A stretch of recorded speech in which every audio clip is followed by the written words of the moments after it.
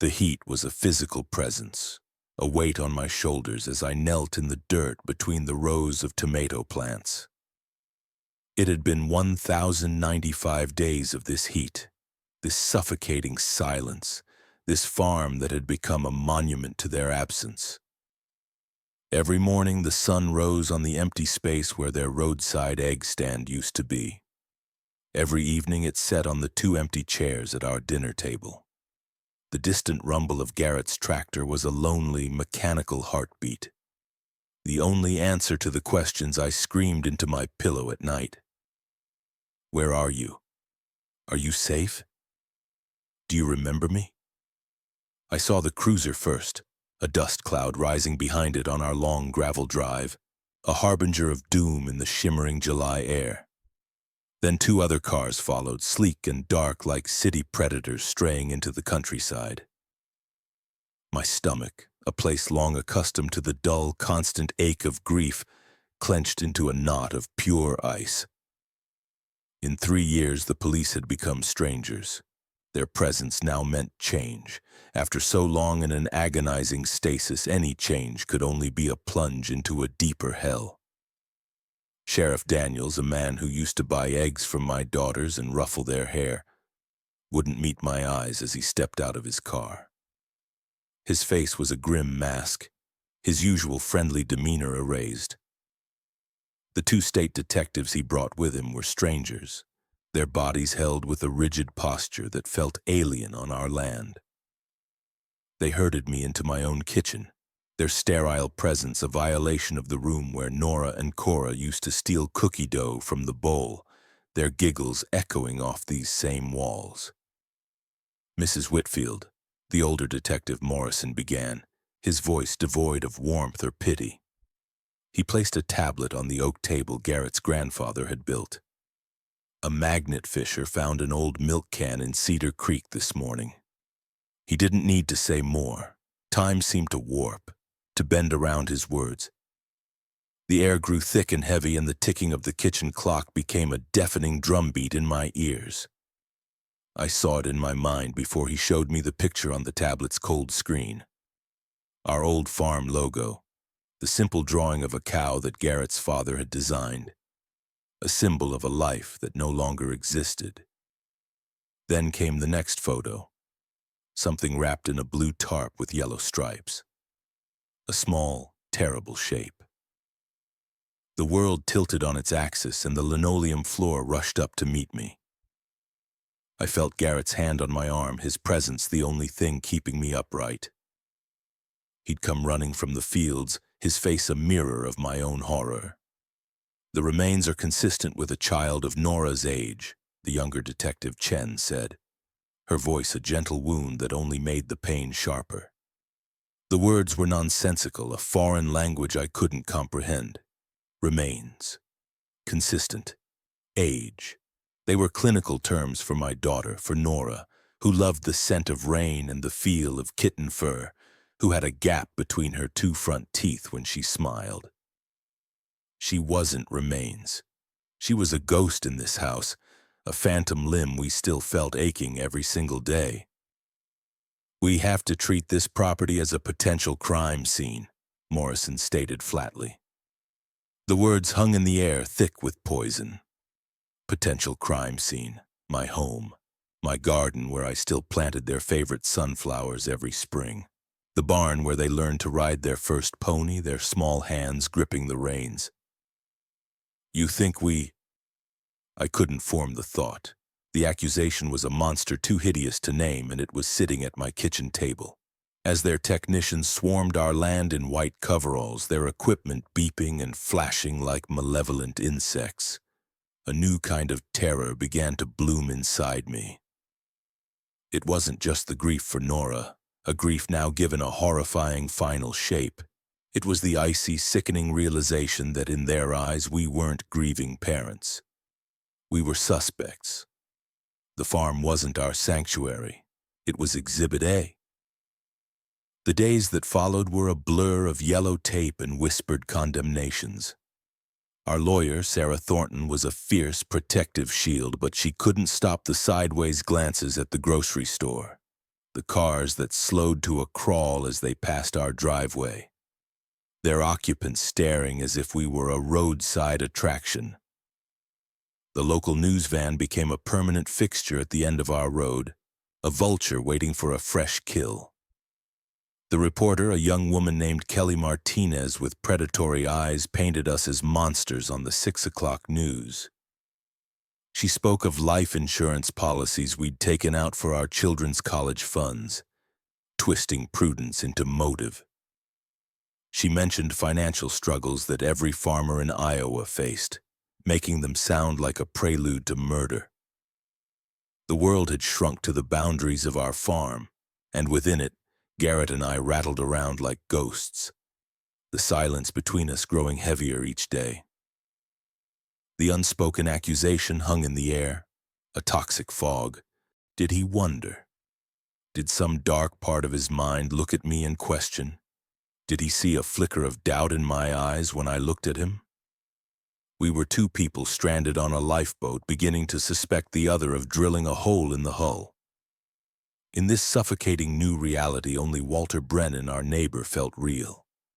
He came over the first evening, his weathered face a mask of genuine sorrow. He sat on our porch, his familiar presence a small anchor in the storm of our lives. "Grace Garrett, I don't know what to say," he'd murmured, his own grief for his son Daniel, who died in a silo accident years ago, a shared and understood language between us. To lose a child, there's no word for it. And for the police to treat you this way, it's a crime in itself. He started coming every evening, a silent sentinel of support. He'd do the evening feeding, his movements around our farm so familiar it was almost like having a brother there.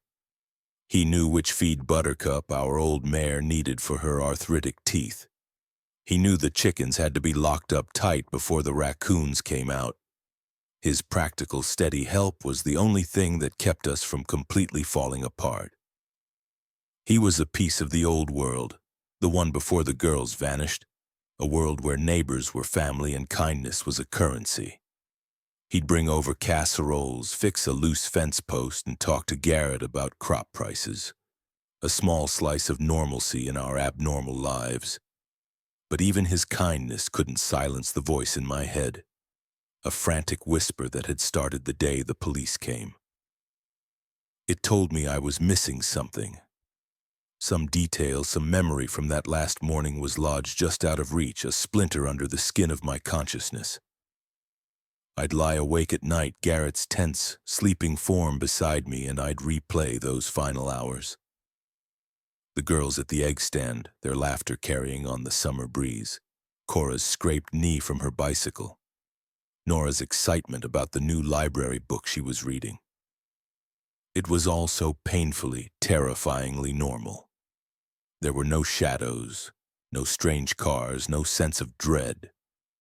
The monster had walked in broad daylight, and we hadn't seen a thing. One evening, about a week after they'd found Nora, the weight of the house became unbearable. The air was thick with unspoken words and the ghosts of laughter. Garrett had fallen into an exhausted sleep on the couch, the TV flickering over his grief-stricken face. I couldn't breathe. I walked out onto the porch, the air thick and humid, smelling of impending rain. I could see lights on in Walter's barn. He was working as he often did at night. He said it kept the memories at bay. A thought surfaced, a practical need in a sea of emotional chaos. The funeral. We had to plan a funeral for a daughter we had no body for, only remains. We'd need chairs from the church more than our truck could carry. Walter's flatbed trailer.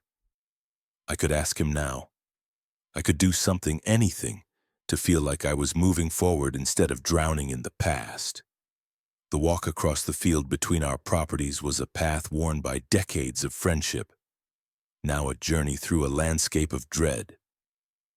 The night was alive with the sound of crickets, a sound the girls had loved. As I neared his barn, a sliver of light leaking from under the main door, I felt a strange sense of trespass, a feeling I'd never had on Walter's land before. I pushed it down as foolishness, a symptom of the paranoia that had become my constant companion since the police had implicitly branded me a killer. "Walter," I called as I pushed the creaking door open. He was at his workbench, startled, a wrench clattering to the floor. "Grace, is everything okay?" His concern was immediate, his weathered face softening when he saw me. He looked tired, his eyes shadowed with his own sorrows. I explained about the trailer, my voice sounding thin and reedy in the cavernous space. He agreed without hesitation, his kindness a balm on my raw nerves. "Of course, Grace. Anything you need. You know that." He led me to the back of the barn to show me the hitch and straps, his voice a low, comforting rumble as he explained the mechanics. As he talked, my gaze wandered. My mind felt fuzzy, detached, floating above the scene. I was looking but not seeing. My thoughts a tangled mess of funeral arrangements and police interrogations and the image of a blue tarp. My eyes landed on a denim jacket slung over a hay bale. Something had fallen from the pocket. A piece of paper, a child's drawing. The colors were bright, jarring in the dim, dusty light. Crayon on white paper. A stick figure of a girl with long brown hair labeled Clara in careful, childish letters. A tall man beside her labeled Daddy. There were hearts drawn around them and a sun with a smiley face in the corner. The girl. She was wearing a blue dress with flowers. A memory, sharp and violent, sliced through the fog in my brain. Cora. The morning she disappeared, she'd been wearing a new dress her grandmother had sent. A blue dress with little yellow flowers. She'd been so proud of it, twirling in the kitchen to show it off. My blood ran cold. My breath caught in my throat. It was just a drawing. It could be anyone's drawing. A niece, a grandchild from a relative he'd never mentioned. But the handwriting, the way the A's were shaped, with a little tail at the bottom, and it was Cora's. I had saved dozens of her drawings. I knew her hand better than my own. "Grace?" Walter's voice was behind me. I turned, and the man I saw was not my neighbor. The warmth was gone from his eyes, replaced by something flat and cold. A look of assessment, a look of calculation. He had seen me looking. He knew. "You saw the drawing," he said. It wasn't a question. I backed away, a denial forming on my lips, but my body betrayed me. My legs felt like water. My heart hammered against my ribs, a frantic bird trapped in a cage of bone. He moved, faster than I thought a man his age could move, and blocked the door. A shotgun appeared in his hand, seemingly from nowhere, plucked from the shadows where it had been waiting. "Where is she?" I whispered, the words a ghost of a sound in the sudden, terrifying silence. "Walter, where is Cora?" "Her name is Clara now," he said, his voice eerily calm as if he were discussing crop prices. "She's happy, Grace. I've given her a good life, a better life." The confession was a quiet nightmare that unfolded in the dusty barn light. He'd taken them, both of them.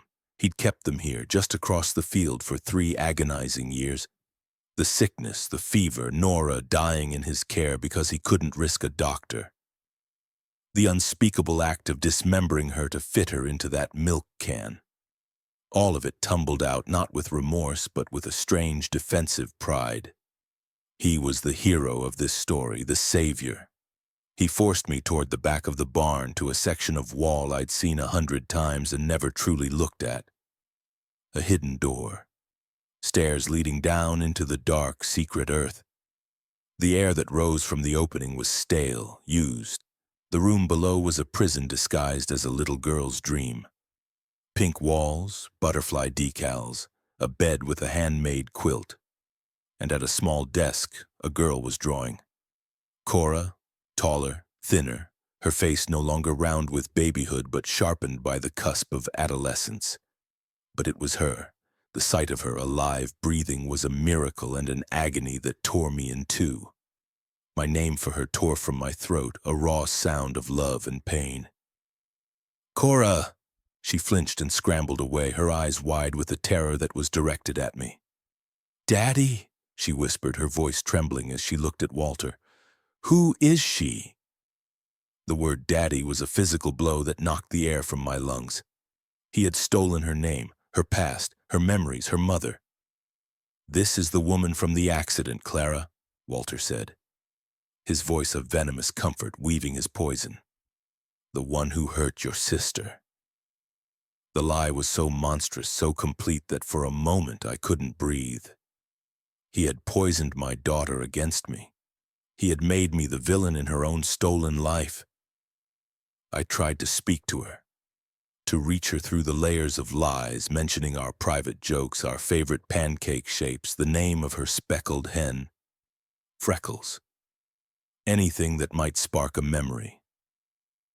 A flicker of confusion crossed her face, a ghost of the girl she used to be, but it was quickly gone, replaced by the fear he had so carefully, so lovingly cultivated. Then a sound from above, Garrett's voice, muffled but clear.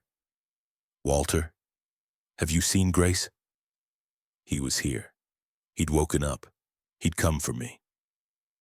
Walter's face contorted with rage. "Not a sound," he hissed, pressing the shotgun into my ribs.